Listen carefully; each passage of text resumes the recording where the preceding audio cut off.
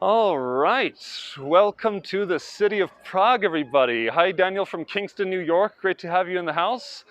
And I'm going to be showing you guys some of the beautiful gems of Prague today. I've done a few of these tours now, so if you're tuning in for the first time, if you haven't seen one of my tours before, be sure you catch up on things. You can get a bit more of the history if you watch my tour of the Old Town Square, where I get into some of the most important medieval gems of Prague. And also my tour of the castle district. We didn't do the castle itself yet because it's been closed for the COVID pandemic, but I also did the Vyšehrad castle, the lesser known kind of sister of the Prague castle on the other side of the river to the south. And we also did the Prague Jewish quarter, so there's a lot to see if you haven't actually done this before. But today, I'm going to be taking you guys along the border of the Old Town and the New Town of Prague to get into some of the most important historic gems that kind of straddle the line. So hang on. Oh, you're coming to Europe tomorrow, Tristan? That's fantastic. Hopefully you can make it to some tours. SANDEMANs is already live in I believe Edinburgh. You should write to SANDEMANs about that because they're already opening up in a few places. So everyone, for whoever doesn't know me, who hasn't been on one of my tours yet, I'll introduce myself. My name is John Paul Franke Schlam. I am a German American Jew who was born in Thailand, raised in 8 countries in the world, and I made Prague my home something like 11, 12 years ago. And then I met a Panamanian woman and got married, and now I have a half Panamanian, half American, German, Jewish daughter, 7 months old. Really excited to be a new parent. But I'm really also glad to be back doing what I love here in the streets, and that's touring and give people a sight and sounds of Prague. And maybe some of you have been to Prague and done the SANDEMANs tour before, or maybe you've done a SANDEMANs tour somewhere else in Europe. If that's the case, then you pretty much know the drill and how these things work. If anyone hasn't done this before, I'll explain a little bit about how we actually run the system. Basically, the tours that we do live and also now the virtual streaming tours, they're free tours, and anyone can tune in, anyone can walk along, and I'm going to do my best to give you guys a fantastic experience. I'm going to try to educate you and entertain you about the wonderful sights of Prague. Hello, Bargoshen from Israel. Thanks for coming. Great to have you. And thank you very much for the congratulations. But what I was saying before, basically, this is a tour experience we don't want to charge you guys up front because we don't know what you think the tour is worth. We don't want you to feel ripped off at the end. But if I manage to do a really good job today, if I can help brighten up your day a little bit and share some interesting historic facts, if you think that I added value to your day, then you can help add value to my day as well if you want to leave a tip or a donation in the PayPal link that you'll see in the description below. So thanks to everyone who does that. And other ways you can support us are by sharing this tour, getting the word out, and helping your friends tune in as well. I'd really appreciate that. So thanks in advance to anyone who shares, and let me know if you shared. I'd appreciate it. I'd love to see it in the comments. But now, I'm going to get a little bit into what's around us here. So first, let me switch camera mode and turn around now. Okay, everyone. Now, I'm gonna try something a bit new on today's tour. I'm gonna do a couple longer history speeches, not too long, I don't want to bore you, but I always like to give a lot of historic context, because on the last tours I've done, I talked a lot about the Hussites and their Reformation, and today we're gonna see where their Reformation began, so I want to talk a bit more about that. Thanks for sharing, Diana, I appreciate that, and Tristan, you too, and hi Lillian from Brazil, and hi Ryan from Montana, thanks for tuning in, great to have you. All right, everyone. So I was talking about the architectural wonders of Prague, and one of them is right here in front of me. This beautiful building is called the Municipal House. I'm trying to back up a little bit so I can kind of squeeze it all into my camera here. But the Municipal House is one of the most iconic buildings in the new town of Prague, even though actually it's technically built on the Old Town side of the street. The Municipal House is Art Nouveau architecture from the early 20th century. And it's a building of real historic significance because you see, in the early 20th century, Czechs were still occupied by the Habsburgs and the Austro-Hungarian Empire, and they had been for hundreds of years without their own government, and there had been a real time of suppression of the Czech culture and language and identity. That's something I talk a lot about on the Vyšehrad tour, so if you want to learn more about that and the Habsburg suppression and the revival movement, I'd recommend checking that out. But the Czechs had a revival movement that began in really the 1700s, carried on through the 18 and 1900s, and it finally paid off after World War I when Austria-Hungary collapsed and the Habsburgs were forced to dissolve. Their power was broken up into different states and republics across Europe. And this country, formerly known as the Kingdom of Bohemia, was actually conceived as a concept in Pittsburgh, Pennsylvania. And you can learn more about that if you look up the Pittsburgh Agreement on Google. It'll tell you basically how the Czech expats over there and some of the political leaders had their first meetings about a Czech independent state in Pittsburgh. But then that idea carried over here, and finally it became a reality. The auspicious date was the 28th of October of 1918. And when that finally happened, the Czechs made their declaration of independence from this balcony. Now you see right here. So this is really the birthplace of the independent Republic of Czechoslovakia. And you can imagine like the crowds filling the square here and the officials on the balcony giving that declaration. The crowd would have been absolutely jubilant. They actually recreated this event just in 2018 on the 100th anniversary of the independent state of Czechoslovakia. Lillian, you're 6 years overdue to come see Prague again. I hope to see you again sometime.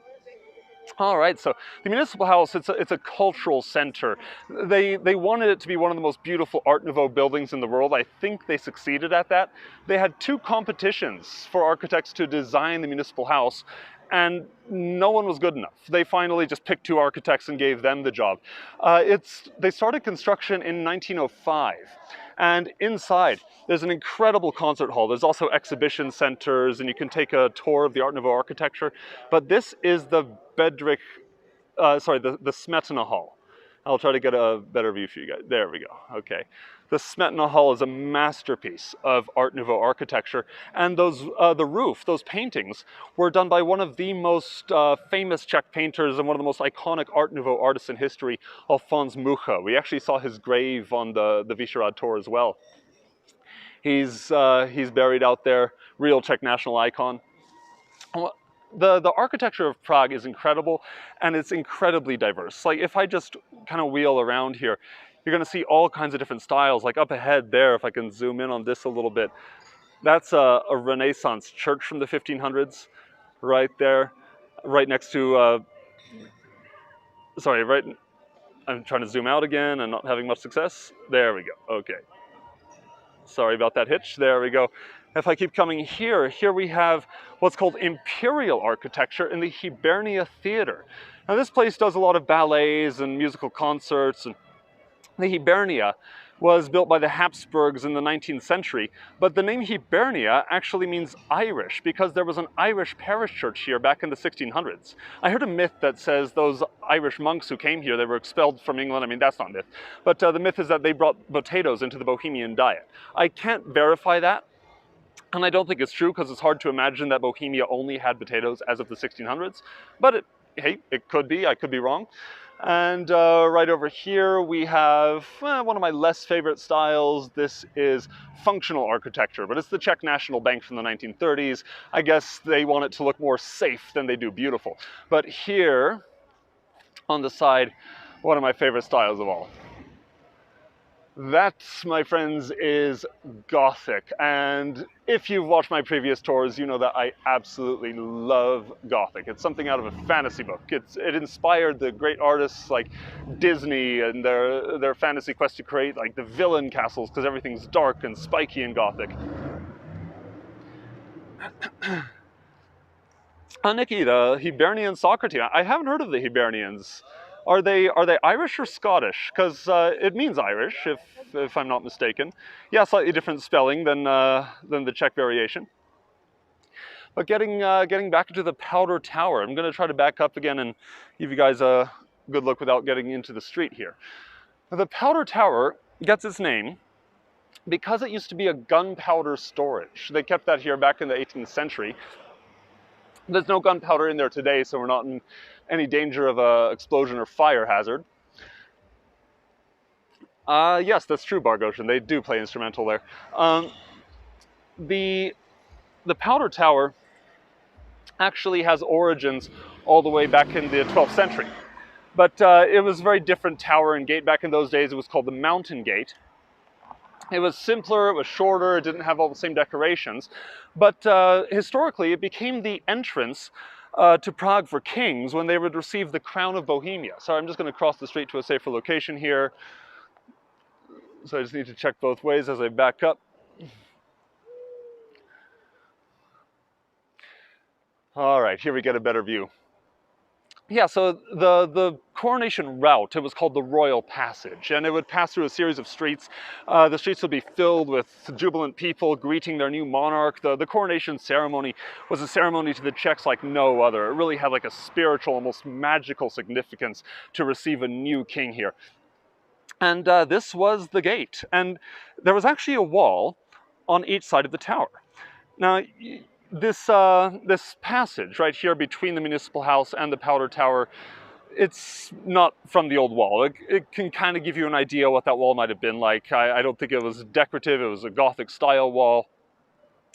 But the wall ran down this way till it met the riverbank, and it also ran down the other way until it met the riverbank on the other side. The river kind of loops around the old town of Prague. And so where you see the trees in the screen right now, that's where they had the moat of Prague. And basically a castle moat, a ditch with water, was running down the street, surrounding the old town walls. And so they call that street Na Překopě, which translates to English as on the moat. And so right now this street divides the old town, which is all the buildings on the right side, from the new town, which is all the buildings on the left side. Hello, Michelle Sand. Glad to have you in the house. Thanks for coming. Thanks very, very much. All right, so basically, I'm going to be kind of weaving around this line as we go on the tour. And I'm going to be ducking first into the old town, and then we're going to loop around again to the new town. And I'm going to show you some of the historic gems that kind of straddle the border of the two districts. Now, we're going to go through the Powder Tower. As I do, I'm going to talk a bit about the origins of Prague's new town until we get to our next stop.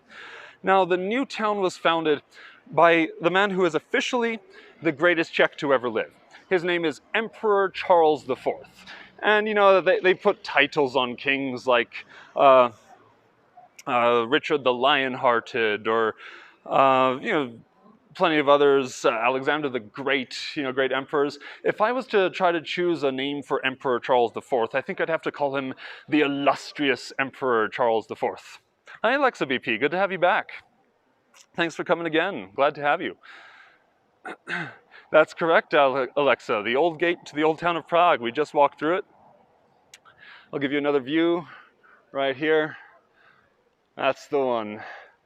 We're just getting into the history of the new town to catch you up. Ryan Eggensberger, thanks for dropping in. Great to have you back. I believe you've been on my other tours. Hang on, car coming. I'm just going to quickly duck here. Okay, now we're safe. All right, so to get back into the illustrious Charles IV. Charles IV was everything you want in a king. He was intelligent, he was educated, he was affluent, he was eloquent, he spoke 5 languages. The man was the consummate monarch and the only Czech in history to become Holy Roman Emperor officially. He was just so good at his job that he got the vote, even though there had never been a Holy Roman Emperor from Bohemia before. He had roots with the Luxembourg family as well, but he really considered himself to be a Czech. He made his base in Prague, he focused on Prague as his capital, and during his reign, Prague became the capital of the Holy Roman Emperor, of the Holy Roman Empire, sorry. But before he actually took the crown of Holy Rome, he decided to expand Prague.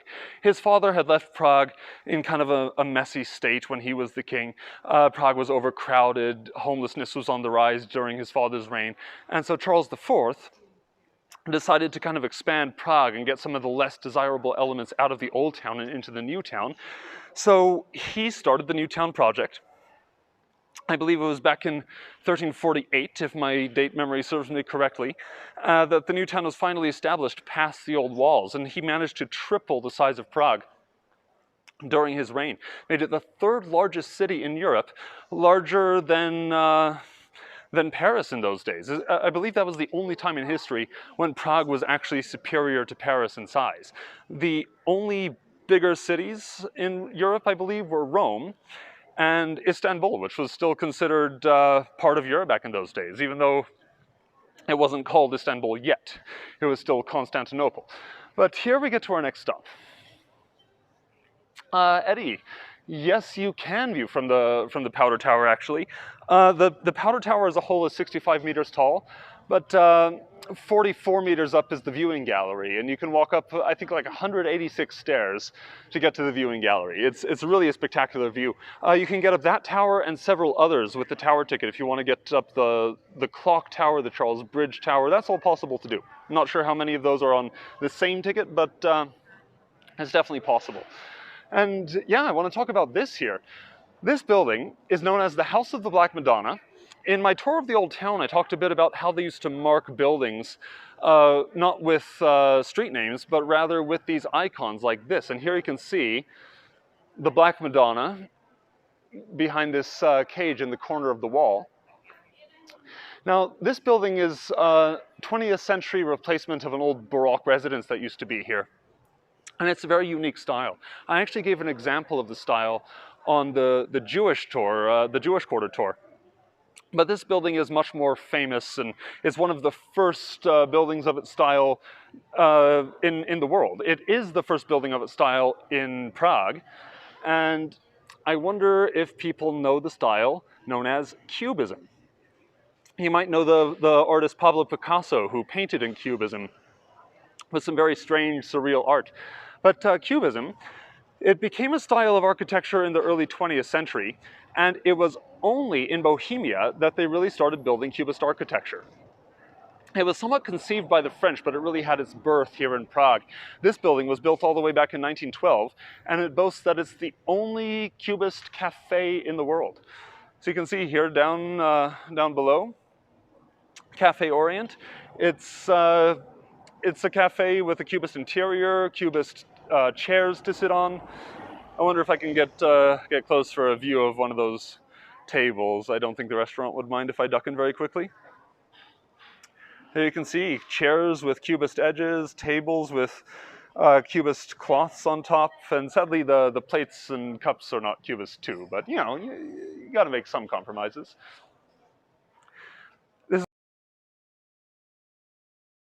It's widely recognized as one of the most prominent Cubist buildings in the world. We're going to start heading a little bit down. You can see all the edges of this building are angular and have an edge. There's nothing really rounded about it. Although some Cubist buildings combined Cubist edges with round shapes. Tristan, their tours are coming back. A lot of the tour groups that you see running here are local Czech tours. I hear the guides speaking in Czech. We still don't have a huge foreigner presence here. We're slowly starting to open up. I'm hoping that by the summer we can start to see some action again. Let me know if you guys are coming to Prague. If you guys are coming to Prague sometime this year. I'd love to have you. All right.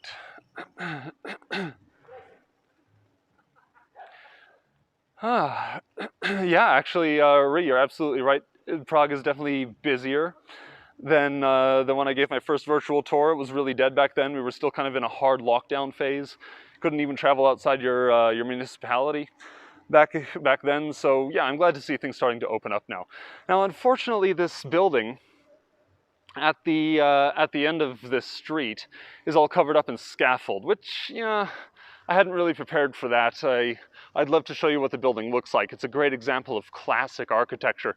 It's an absolutely beautiful theater. It was built back in 1781, and it's one of the two theaters in the world built in this style that is still very much in its original state. I can't show you the outside, but I can show you the inside. I have a picture of that in my studio. Let me dig it up here. That gives you some idea. Those are the seating rafters, this beautiful kind of blue combined with gold interior. But the best thing about this theater really is the history of it. I'm gonna get into that history in just a moment.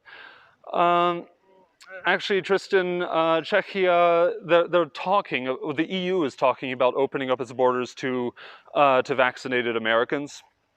And maybe they're going to open that up to next to, I don't know, vaccinated Australians or vaccinated anybody, hopefully, because I want to see everyone come back to Prague. Hopefully it'll be soon. I can't speak exactly as to when it will be, but I imagine it's around the corner with vaccinations picking up. Oh, Bar, I'm glad you like the pics on screen. I have a few more of them. Whenever I can't show you something, I try to get a picture of it, show you from the inside. All right, so the Estates Theater, I'll get back to that in a moment. First, I just want to talk about this building. This is called the Karolinum, and it's the oldest surviving building of the Charles University in Prague. I'm looking here at a more modern wing that was built, but as we pan here to the left, you can start to see some of the older looking walls and the Gothic spires on the windows again. But then the style of the building is suddenly going to change here. See that? It goes away from the brick facade and suddenly it becomes this plaster facade. The windows are not pointed. Here they are square topped.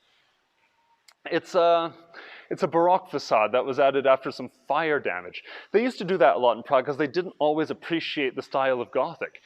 The Gothic had its era, and then along came Renaissance and Baroque, and these styles were lighter and looked a bit more positive, and the church wanted to cast itself in a bit of a better light. So they kind of moved away from the style of Gothic. And if a Gothic building was damaged, they wouldn't always rebuild it in the original Gothic. They'd kind of move towards something that had a bit more of a brighter edge to it. Thankfully, they started to appreciate Gothic again down the road. They saw it as a beautiful heritage style, and they began to appreciate the historic aspect of it. And so now they do a lot of preservation of Gothic. But you can actually look here under the windows, see how they kind of dug out some of the plaster, and they show you the Gothic facade that's underneath. So the base of this building is Gothic, but the outside is covered in Baroque. I know, Alexa, I'm with you on that. I wish Gothic were there to stay with all the buildings. It's absolutely fantastic. But I do love the variety that Prague has. Sorry. Hacking up. So this building is not actually used for a student dormitory anymore. That's what it was in the past. Now it's an exhibition of the Charles University. Thank you for sharing, Michelle Sand. I appreciate that.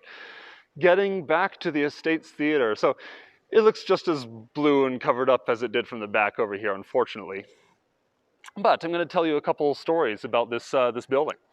One important historic event that happened here took place back in the 1830s. A famous Czech writer named Josef Kajetan was preparing his play known as No Anger, No Brawl.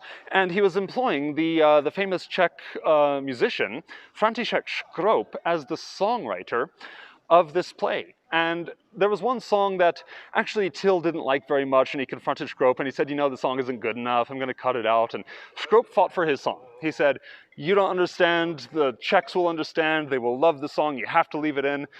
And he won the argument. Till begrudgingly kept the song in his production, and today that song is the Czech national anthem. So point to Škroop, well done.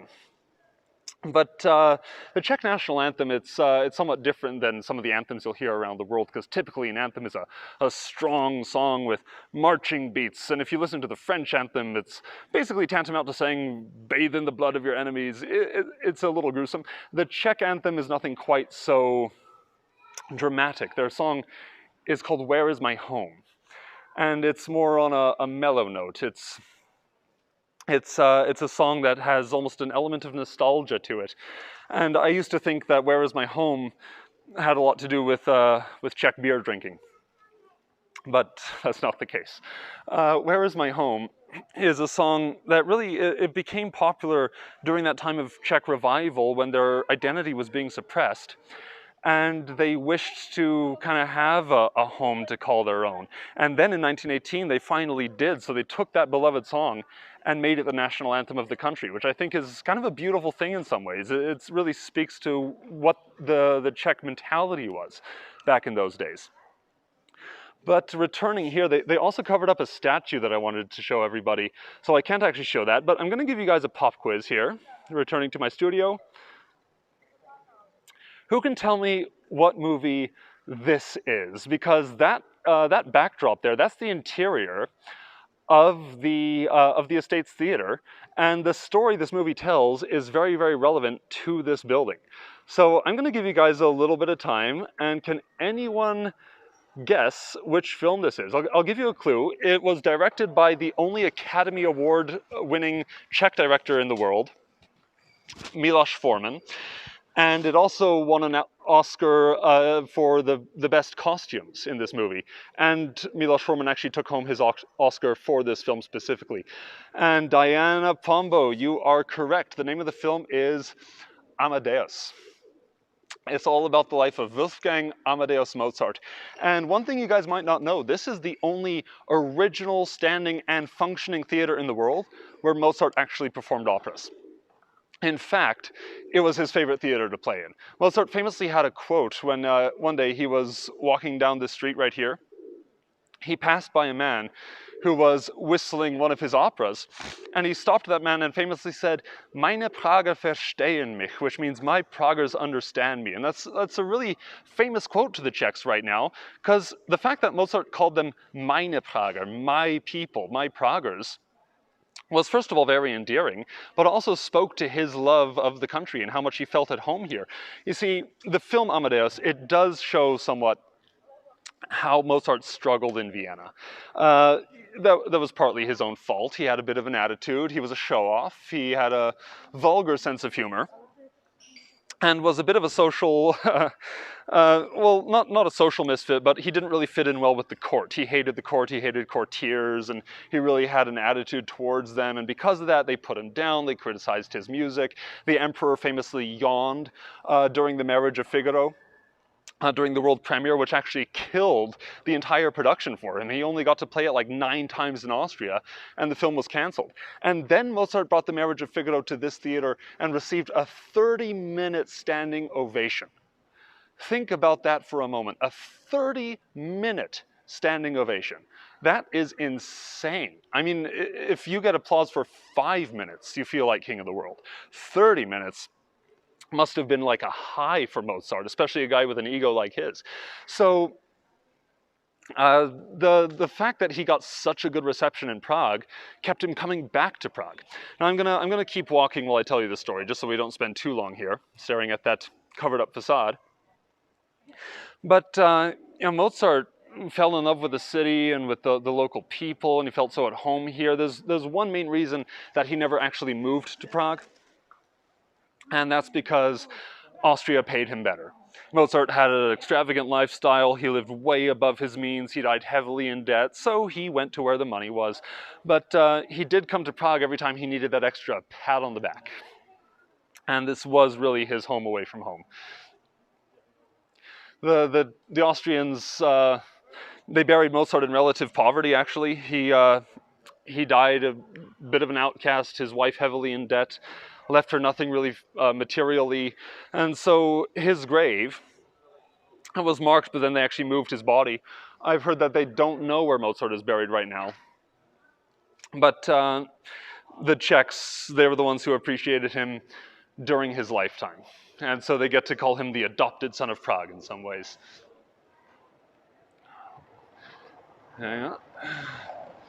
Just gonna get through this passage here, and then we're going to see another great church.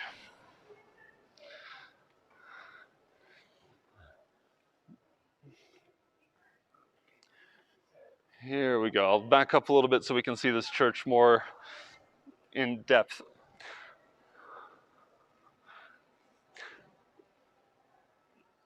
Here we go. So this is the Church of St. Havel, which is the Czech variation of the Church of St. Gall. Oops, car coming. Now this is one of the oldest churches in the Old Town, actually. It doesn't look like it. It has a Baroque facade from the 18th century. But the base and interior of this church are 13th century Gothic. The Gauls Quarter was established back in 1232. It had its own kind of city district and its own market, etc. Charles IV brought back the head of St. Gall from the St. Gall's Abbey in Switzerland. And You know, I always wondered how that conversation went. Like, how do you get a head from somebody? Did he just say, hey, nice saint, can I have the head? Or did the abbey say, like, hey, do you like our saint? Here's a head. Take it home. I'm really not sure how that went. But he brought the head back, donated it to this church, and the church was restored back in the 18th century. So now it looks like a Gothic, a Baroque church, but really it's a real old medieval gem. Just the outside covered again. I know you're gonna hate that, Alexa BP, but that's how Prague does it. At least how they used to do it. All right, sorry if I panned around a little bit fast there. Here we're getting to the Havel's market, which is closed, and I can't wait for it to reopen. You know, I never actually shop at the Havel's market, because for the most part it's kind of touristy and overpriced. But it's the oldest market in Prague. It has origins all the way back in 1232. So, oh, thanks so much for the super sticker. I didn't see that. Lorraine, that's very, very kind of you. That's awesome. Thanks so much. Sorry, letting the police drive here in front. There we go. That's very, very kind of you, Lorraine. I really appreciate that. You're very, very kind. So here we have the market. You can see the stalls are all shut up now, but when it's open, they sell produce, fruits, vegetables, decorations, Easter eggs, crafts, and you know, it's the kind of place that if you're a tourist without too many restrictions and strings on your budget, it makes a great little place to stop and get a souvenir, just because of the history of the market and the fact that it's the oldest in the city of Prague. Yeah, they're absolutely fantastic.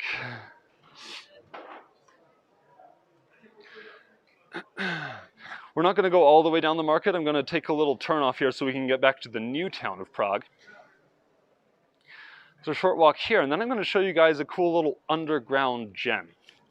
Something that's very, very unknown amongst tourists, and not a lot of tours actually go there to see this. Maybe just because it's just kind of off the beaten path and it takes time to go down and then up again, but we're flexible, so I'm going to show you guys what that is. We're headed now back towards the new town. I'll let you know kind of as soon as we cross over that border. The old town's starting to get it's started to get a lot more touristy in the last few years. You're going to see these shops all over the place. Captain Candy, where they kind of create the illusion of barrels full of candy treasure. These are just pretty touristy places to go. I don't really put them as like something you have to see in Prague. But right next to us here is a place you do have to visit, especially if you're coming here in the summer. Angelato is hands down one of the top 2 ice cream places in Prague. Real Italian gelatos, ingredients that are like fresh and bio and nothing artificial. They're incredibly popular right now. The other place would be, what's it called? It's on Street Kaprava. The name just suddenly fled my head. If I remember, I'll get back to you guys on that. But for now, you know, one of the best ice cream places to go to. You can already see there's people eating ice cream right outside. They've got a queue at the door. And there's usually a queue. If there's a hot day, then that queue is going to be a lot longer. But people stand in line there because it's worth it. It's an absolutely fantastic ice cream joint. I was talking to the guy once, asking him why the price of vanilla went up, and he said because our regular source of vanilla ran out, so we had to order it from Madagascar. So they really do bring their ingredients from the exotic reaches. If it comes to it, they'd rather go to Madagascar than get some cheap fake flavoring locally. Fair price? Yeah, I would say so, Bar. It's more pricey than some of the ice cream joints that you will find in Prague. But that being said, the ice cream's so much better. So I think in terms of value for money, yeah, it's a good deal. I wouldn't turn away from it.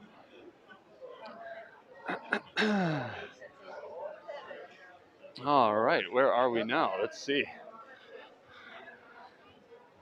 Coming up on the underground gem, right ahead where you see those trees, that is the new town once again. The biggest square of the new town, in fact. We'll be there in a moment. For now, just let me quickly pull out a mask, because if we go underground, masks are mandatory. So I'm gonna have to cover up just for a moment.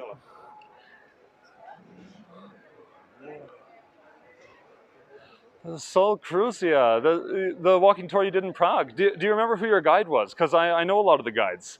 So if you tell me the name of your guide, I'll be sure to tell them that someone said they were the best walking tour they've ever had.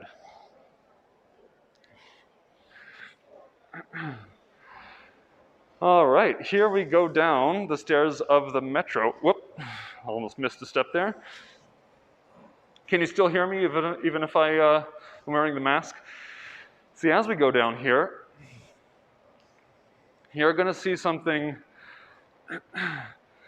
very special just at the end. SANDEMANs, not yet. I'm not one of the priority lists. So here we have a medieval bridge arch. Look at this. Now, this place, the metro stop in the area is called Mustek, which translates to the little bridge. And people had their ideas as to what that meant, but no one exactly knew for sure until they actually were doing excavation down here in the metro. And they found these 13th century remains of the old bridge of the fortifications across the moat of Prague. So they lit them up and they preserved them here. I'm going to just look over the ledge. You can look down. See here, this is a real kind of lost and found medieval treasure of Prague. It's not the only thing they found here, actually. They also found kind of preserved horse manure, and they had to inoculate all the diggers who found it because the horse manure had tuberculosis. So when you're digging underground, sometimes you find treasure, sometimes you find horse poo, but this time they got both lucky and unlucky in their findings. So I wanted to share that, guys, with you because it's something to look out for when you're coming to the center.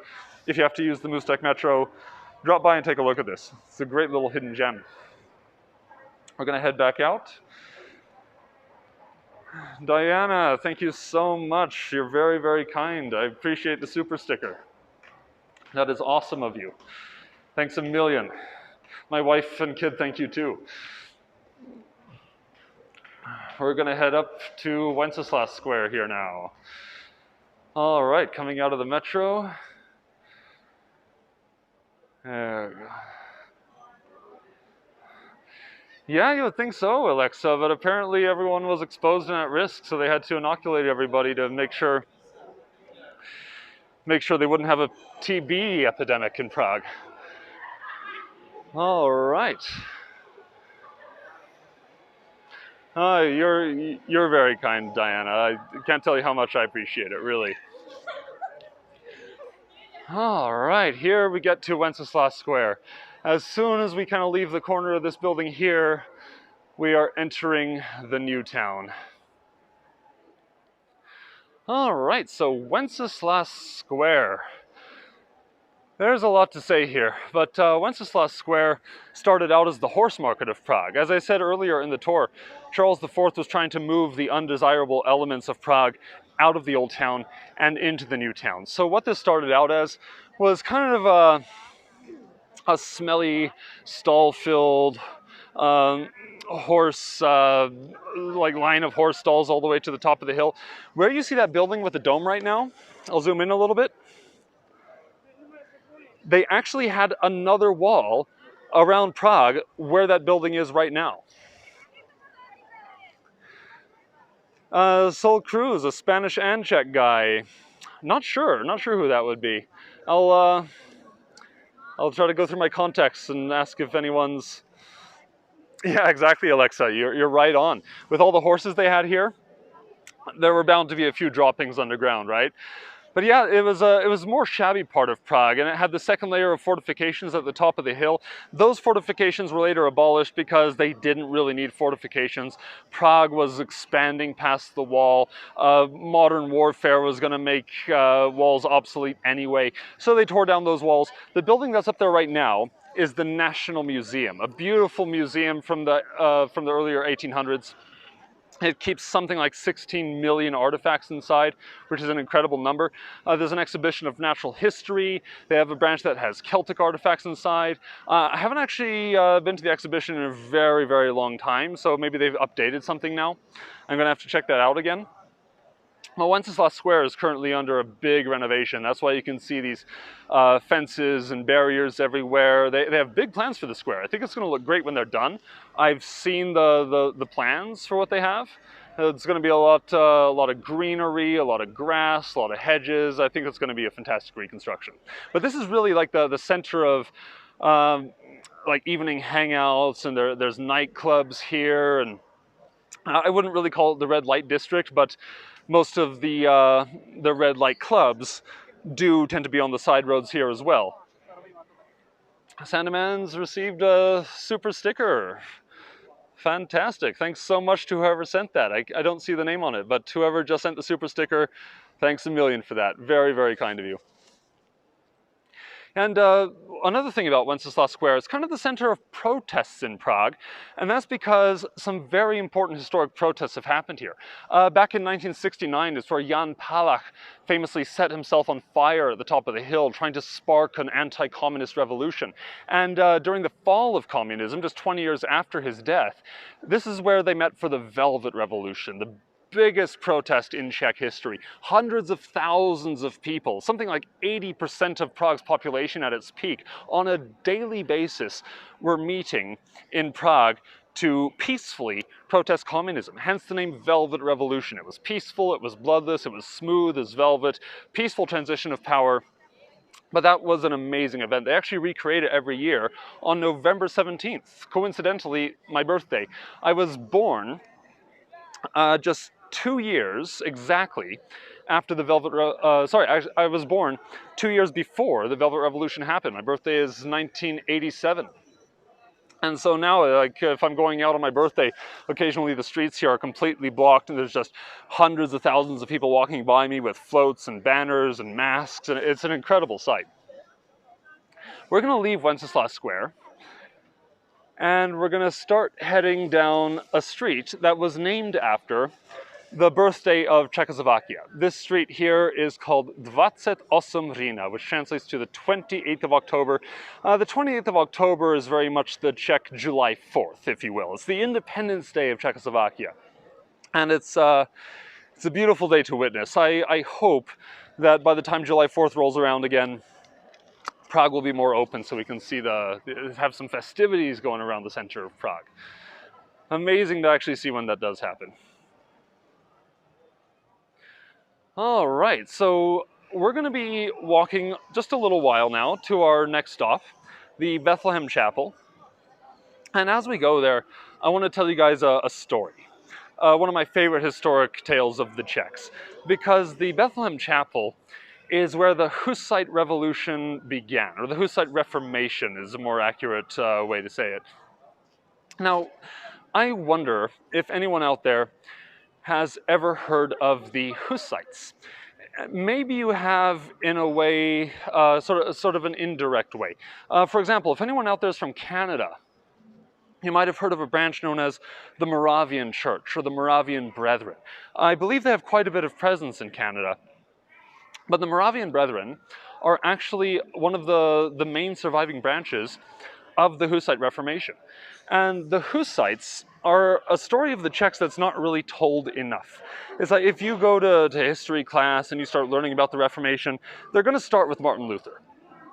That's what everyone believes. Martin Luther started the Reformation, 1517. But in many historic experts' opinion, the birth of the Reformation was really about 100 years earlier, and it started here in Bohemia with a man named Master Jan Hus, hence the name Hussite.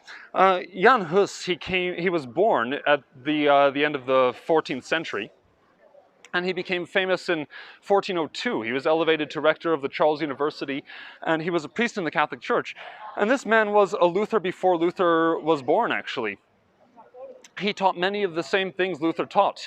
Jan Hus studied the writings of a British reformer theorist called John Wycliffe, who was criticizing the church for their opulence, and he translated the first Bible to the common tongue, because that's actually one thing Jan Hus believed.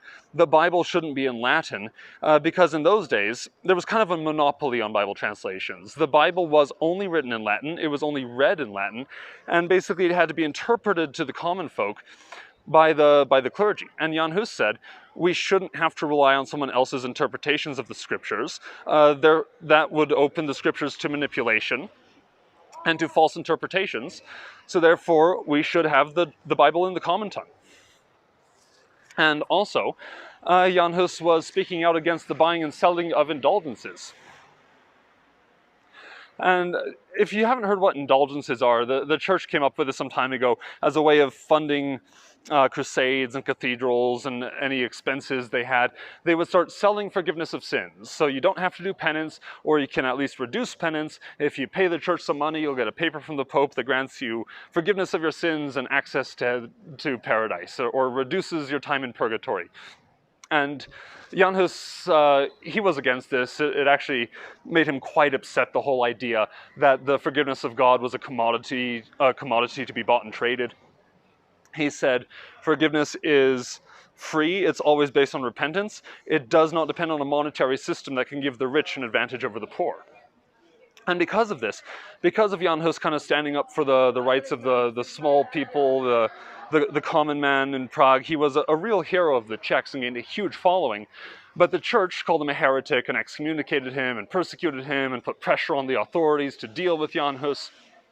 And even though there was all this pressure, Jan Hus was largely protected by the king because the king couldn't do anything to Jan Hus without risking an all-out uprising.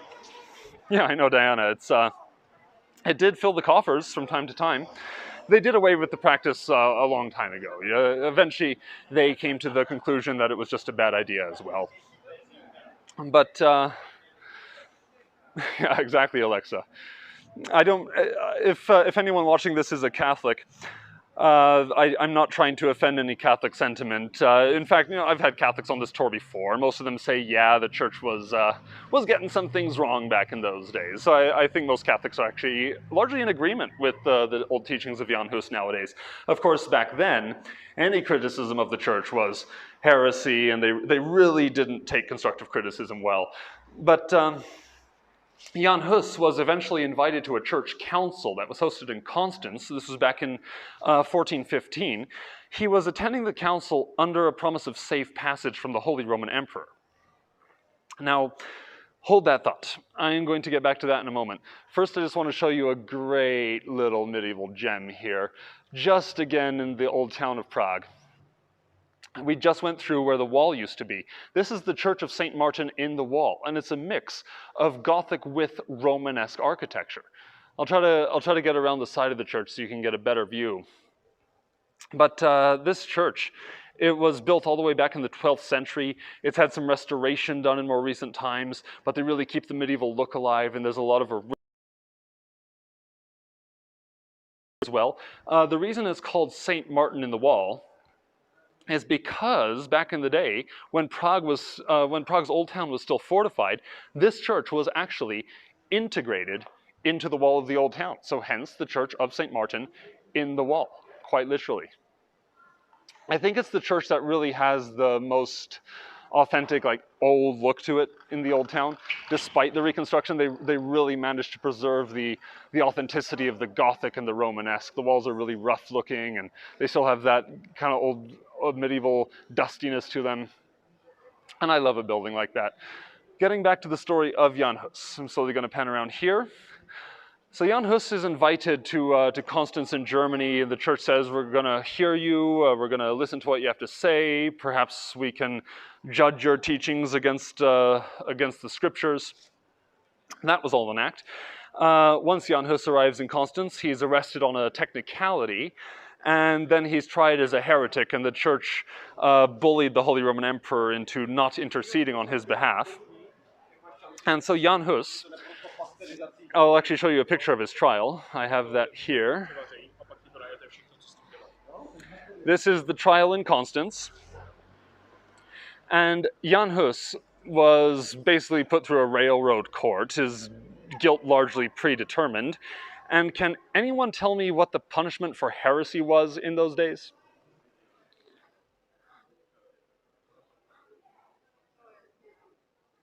I will just give you guys a moment to think about that question. It's not a pretty answer. Apologies to anyone with sensitive stomach towards medieval death topics. Correct, Alexa, that's absolutely right. Burning at the stake. And there was actually sort of a twisted method to the whole burning concept. You see, they taught that Shannon, actually, drawn and quartered, was the punishment for treason in Britain. So that was done to William Wallace and Guy Fawkes, who actually escaped the worst of it by jumping off a ladder before the hanging process, and he managed to snap his neck and save himself that horrible torture. But for the heresy, it was burning at the stake.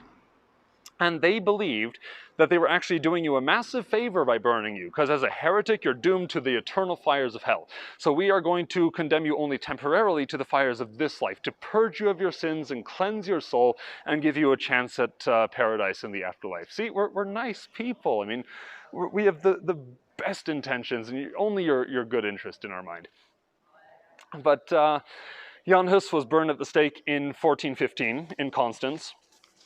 And after that, the Hussites, you can imagine, got a wee bit cheesed off.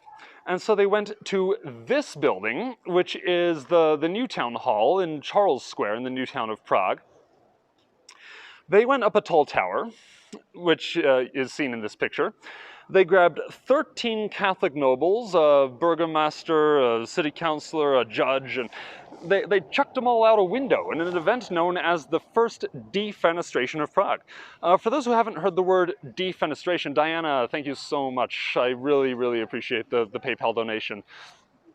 That's very, very kind of you to give that contribution to the cause. Million thanks. But yeah, the word defenestration.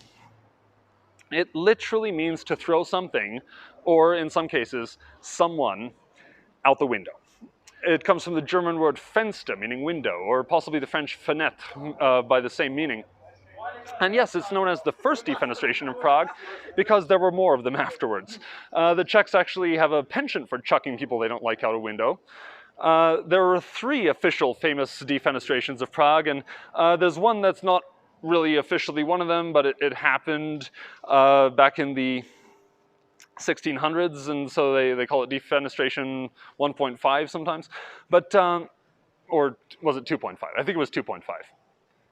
But yeah, that defenestration started a war, and kind of the next era of the Hussite history. Now, Jan Hus was really the spiritual father of the Hussites, but when the church declared war on the Hussites after the defenestration and launched a crusade here, basically bent on wiping them out, the Hussites turned to this guy, Jan Žižka. So where Jan Hus was the spiritual leader of the Czechs, Jan Žižka was the military leader they needed. This guy is also a historic unknown relatively, but he's one of the greatest generals in history. He won battles outnumbered 5-1 with incredible odds against him, untrained soldiers and peasants as his army, facing against the knights and nobility of the Catholic Church. This guy was undefeated in his military career, with 16 major engagements and dozens of smaller skirmishes and castle sieges. Not only that, Jan Žižka went blind at the end of his military career. He still won every battle afterwards, even with no eyes whatsoever. And he actually, you couldn't say he won the war per se. He died before the war was over, and the Czechs reached an agreement with the church in the aftermath. So they got to survive based on that agreement. And then afterwards came another great Hussite known as George of Poděbrady, who was the only Czech Hussite king in history. But that's a subject for another tour. All that to say, this is where that began. This is called the Chapel of Bethlehem.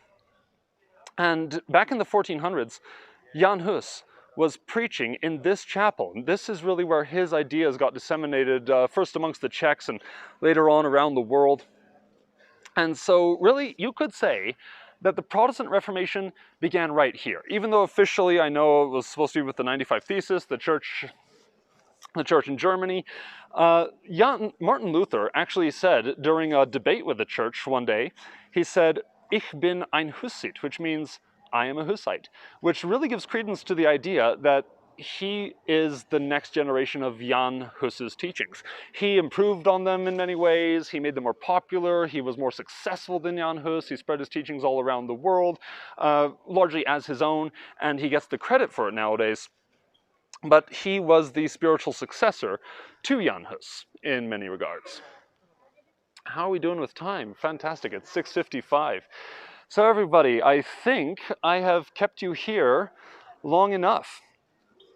I'll just say a little bit more about the Hussites later. You know, the Hussites really became tied to the Czech identity.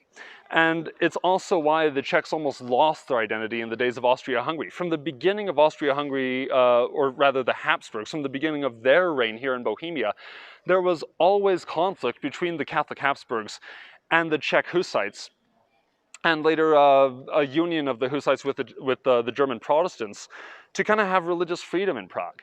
And that all culminated in the 30-Year War, when the Czechs went and threw people out windows again, and this time started one of the bloodiest wars Europe had ever seen. And they were crushed in that war. They lost horribly. And the Habsburgs came afterwards, installed an absolutist government, and really repressed the Czech identity. And largely that was because they wanted to dispel the Hussites and the Protestants, basically get rid of them from history. And the best way to do that was to suppress the Czechs, who were the main propagators of the Hussite and Protestant Reformation in those days.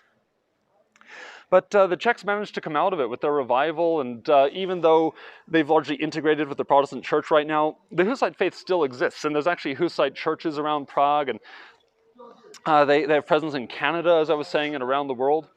And I kind of like to say that Protestants nowadays are just Hussites and they don't know it. But with that, I will bring this to a close. And I'll just pan around so you can see some of the great sights around us as I say my final farewells. And before I do, thanks to everyone who came and tuned in today. Thanks to everyone who donated, especially. I really, really appreciate that. If you guys still want to leave a donation before the end, the PayPal link should be below. And thanks in advance to everyone who does that. I'm going to switch to my face here so we can start to say our goodbyes. But thanks to everyone for coming and tuning in. I really appreciate the crowd interaction. Shannon, absolutely go Canada. If you run into any Moravian Brethren, tell them, oh yeah, I know where you guys come from. You're from Bohemia and you're actually Hussites. But Sol Cruz, thank you so much. I really, really appreciate that feedback. Bar Goshen, thanks for coming again. I really appreciate having you. Diana Pombo, thank you so much for the feedback and for the donation. You're one of my favorite guests. Thanks so much for everything. Rebecca, thanks so much. I hope to be able to guide you in person one day. It's always a pleasure to have you. Yeah, I can't wait for the crowds to come back to Prague. It's an amazing time. Nikki, thanks so much. I really appreciate my most regular Scottish audience. Michela D, thanks so very much for the super sticker. Really appreciate that. Very kind of you. Thank you, Diana. And if you guys have any parting questions, if there's anything you'd still like to know, please ask. I'd love to get any last questions in I can. If I can shed any more light on the city or on Czech history, I'm happy to do so. I will absolutely do that, Chris. I'll get the thumbnail to you as soon as I get back to Wenceslas Square, or maybe I'll do it here by the Bethlehem Chapel. Thanks so much. You guys are an awesome crowd. You've really been great. I loved the interaction. I loved the comments. I loved the feedback. And it's, if I can't have the crowd standing in front of me, then I at least like to know that they're there. So thanks so much to everyone who did that. Very much appreciated. So guys, I hope you enjoy your weekend. And thanks to those who woke up really early, those who are in California and Hawaii even, who made it before 6 o'clock in the morning to tune into this tour. I really appreciate your presence. Thanks to everyone who shared it. Thanks to everyone who got the word out. I hope you guys enjoyed the sights and enjoyed the history, the stories. And I hope to see you in Prague one day. Let's make it happen. As soon as the borders are open, we'll be sure to let everyone know on the SANDEMANs page or something and say, hey, our tours are getting back in the streets. I want that to happen one day. Elgato sticker. Thanks so much, Michela. Very kind of you. Bar Goshen, I believe there are other tours today. I'm not sure. I actually didn't talk about that with Chris Sandeman, but before I was starting this, I saw a few events listed. So I think if you tune in, there will be more tours. Visit the SANDEMANs Facebook page or their YouTube channel and see what's going live. There could be something going live in about right now, actually. Who knows? Edinburgh next. There you go. So everyone tune in to Edinburgh in 1 hour. Be sure to catch Edinburgh. It's a great city from what I hear. Then there's Tokyo. So hey guys, travel abroad from the comfort of your home. It's a great way to do it. Fantastic. Thanks Chris for all the support. Thanks again everyone for attending. I wish you all a very happy weekend. And we'll see you in Prague in the very near future, I hope. So this is the countdown for the final cutoff. Thanks again, Bar. It was great to have you. Hasta la vista, everybody. Till next time.